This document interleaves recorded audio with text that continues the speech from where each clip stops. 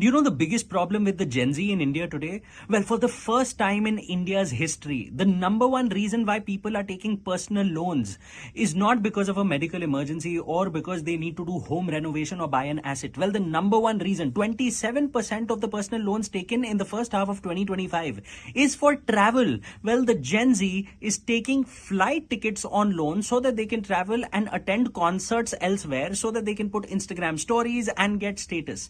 Not just that, 70% of the iPhones being sold in India are being sold on EMIs. And if you think these people are borrowing only to spend on these luxuries and status symbols, it's not true. It's believed that 36% of the Gen Zs are actually borrowing to meet their essentials, rent, groceries, utilities. And this trend is absolutely disturbing and is happening because of two major shifts in consumer behavior in India.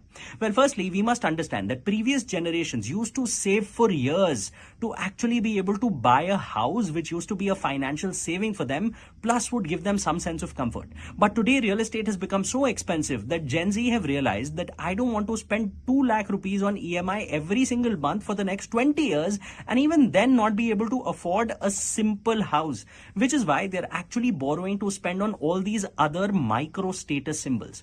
The second very big reason of spoiling this consumer behavior is actually easy, zero cost EMIs and buy now, pay later schemes, which are so seamlessly integrated on website checkouts, where if you want to borrow less than 50,000 rupees today, it is available to you in less than 60 seconds with no collateral.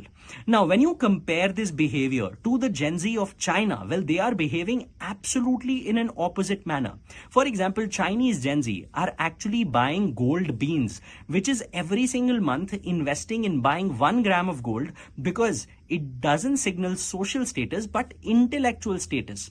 And the Indian Gen Z are thinking, well, I must borrow today because I will earn tomorrow. But the Chinese Gen Z are thinking, I must save today because I may not have a job tomorrow.